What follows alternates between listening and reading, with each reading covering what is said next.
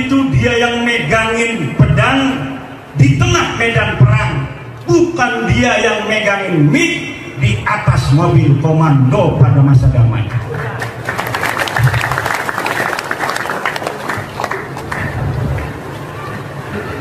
Ada orang ngajak-ngajak perang,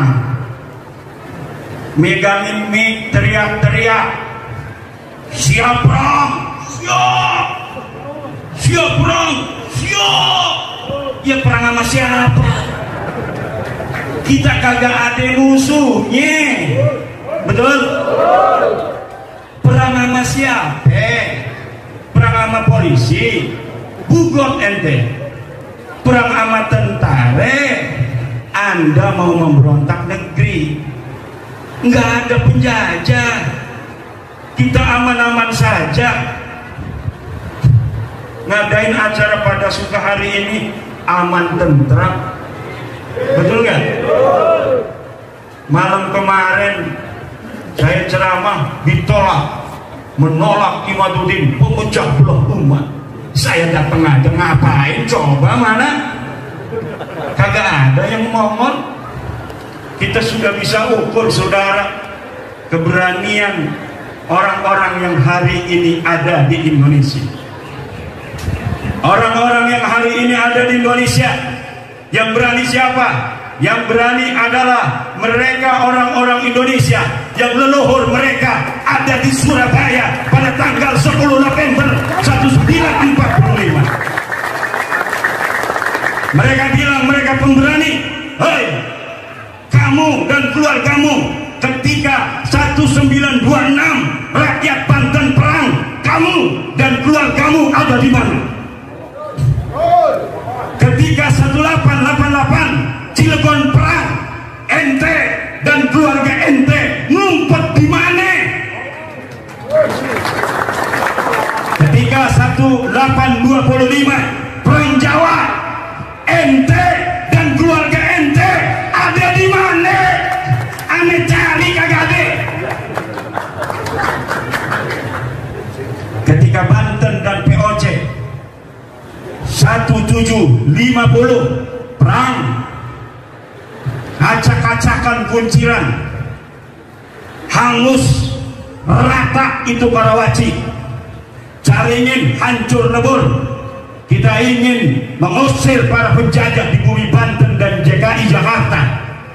Kita perang, leluhur kita mati, ente sama keluarga ente ada di mana?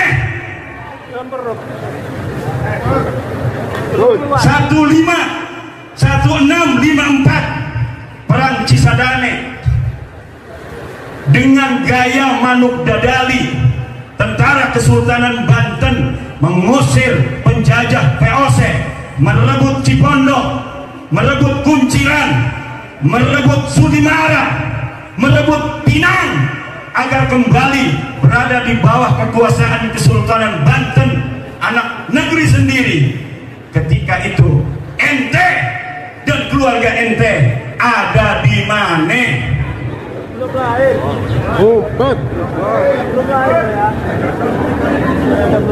Ketika Sunan Ampel datang ke Banten, pengen ngajarin Islam di orang-orang Banten, kemudian Sunan Ampel kagak diterima orang-orang Banten. Kenapa? Karena dia bukan orang Banten. Sunan Gunung Jati ngejar Sunan Ampel, pengen berguru kepada Sunan Ampel di atas gunung apa namanya yang ada di Banten itu, Gunung Santri. Sunan Ampel di Gunung Santri ngajarin santri, orang-orang nggak ada yang mau masuk Islam. Sunan Gunung Jati mendengar Sunan Ampel ada di Banten, dia kejar dari Cirebon. Ternyata Sunan Ampel sudah pulang ke Surabaya. Akhirnya Sunan Gunung Jati kejar ke Surabaya, mondok di Surabaya, lalu belajar agama Sunan Gunung Jati pada Sunan Ampel. Ketika Sunan Ampel dengan susah payah menyebarkan agama Islam di Banten, ente dan keluarga ente ada di mana? Kemudian kata Sunan Gunung Jati, kata Sunan Ampel, wahai Gunung Jati, kalau kamu mau menyebarkan agama Islam di Banten, kamu diterima di Cirebon, wajar, kamu punya ibu orang Cirebon. Tapi kalau kamu ngajarin agama Islam di Banten, gua bakal diterima. Saya pengalaman di Banten gak ada orang berbondong-bondong mau masuk Islam, karena yang nyebarin saya bukan orang Banten. Terus gimana, wahai guru, saya harus nyebarin Islam di Banten? Ente wirid hijib maghrobi, cewek cantik orang Banten, ambil jadikan istri. Akhirnya ada cewek cantik Nyai Kaum Banten.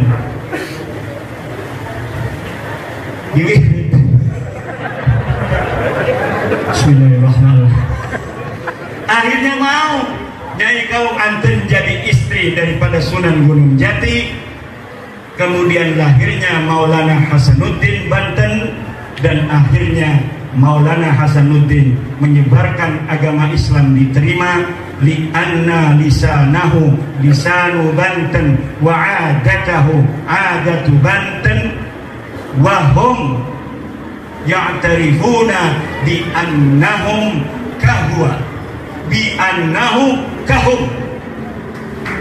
Orang-orang yang berpikir seperti ini dalam cara-cara menyebarkan agama Islam di Nusantara tidak akan mengalami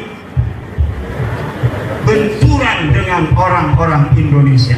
Dan hampir seluruh para wali-wali yang ada di Indonesia, min Aceh ila Lampung, wa min Merak ila Banyuwangi, wa min Bali ila NTT, wa min Maluku ila Papua, ada cara-cara pernikahan yang ditempuh untuk menyebarkan agama Islam.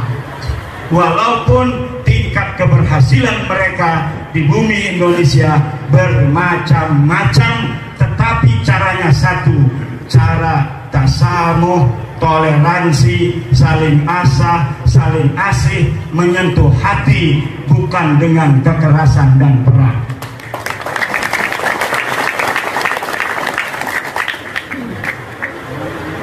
Ini ada orang yang kekerasan, memperlihatkan keberanian di tengah-tengah keheningan. Orang lagi damai, dia, saya paling berani, kita siap perang, takbir, Allahu Akbar. Kata polisi, saya juga Allahu Akbar. Mau perang dengan saya, ini Allahu Akbar, itu Allahu Akbar, samiallahu liman hamidah. Giliran zaman perang kagak ada di sejarah, gimana urusannya? Kita baca-baca, ini ada kagak yang mati di medan perang? Ada enggak nih dari suhada-suhada 10 November? Kagak ada. Ada enggak di 1888 perang Cilegon? Kagak ada. Yang ada fatwa bahwa yang berontak pada orang kafir Belanda itu adalah orang yang melawan ajaran agama. Nah, saya ingat kisah Bani Israel kepada Nabi Musa, ngajak perang. Nabi Musa, ayo kita perang, kita kalahkan orang-orang Palestina. Takbir, Allahu Akbar. Giliran datang kewajiban perang kepada Nabi Musa, diumumkan pada Nabi Musa, wahai Bani Israel, betul seperti yang kalian inginkan, sekarang sudah datang perintah berjihad melawan orang-orang yang memusuhi kita, Bani Israel. Besok kita akan perang. Siap. Diem aja. Itu yang takbir-takbir kemarin kagak ada yang mongol. Yang ada apa yang mereka katakan, fadhhab anta wa rabbuka faqatila inna huna qa'idun. Hai Musa, kamu aja yang pergi sama Tuhanmu, peranglah kamu dengan Tuhanmu, kami di sini duduk enak-enakan. Itu orang Bani Israel. orang Yahudi. Watak Yahudi itu dimujin begitu. Satu ciri-ciri Yahudi, kalau lagi masa damai ngajakin lagi perang kagak mau dia. Ngapain uang katanya, mati nanti. Paling takut orang Yahudi pada kematian, saudara. Orang Yahudi paling takut mati. Itu ciri Yahudi pertama tuh. Yang kedua, penakut tapi sok berani di masa-masa damai.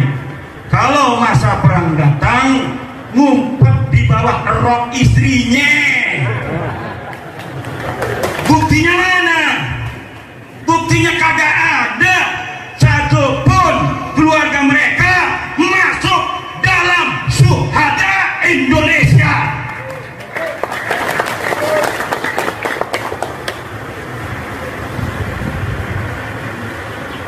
Coba yang pura-pura berani itu, yang sok berani, urut dari namamu sampai Ubaidillah, ada nggak yang mati di medan perang? Urut.